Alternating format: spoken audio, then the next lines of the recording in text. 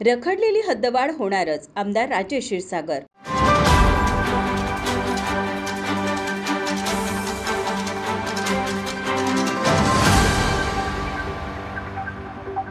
गेली अनेक वर्ष रखडलेली कोल्हापूर शहराची हद्दवाढ होण्यासाठी मुख्यमंत्री देवेंद्र फडणवीस, उपमुख्यमंत्री एकनाथ शिंदे, उपमुख्यमंत्री अजित पवार यांच्यासह पालकमंत्री प्रकाश आंबेडकर तसेच जिल्ह्यातील लोकप्रतिनिधी आणि सचिवांच्या प्रमुख उपस्थितीमध्ये महत्त्वाची बैठक पार पडली.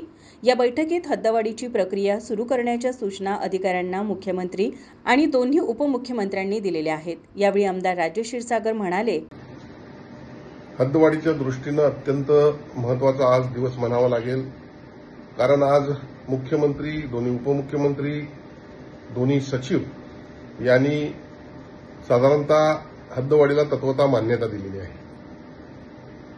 आजच मी कोल्हापूर महानगरपालिकेच्या आयुक्ता यांना हद्दवाढीचा प्रस्ताव शासनाला सादर करण्याविषयी पत्र देत असून तो प्रस्ताव त्या जिल्हा परिषदच्या सीओना पाठवतील आणि सीओ मग त्यानंतर संबंधित गावांना त्यांचे ठराव मागतील.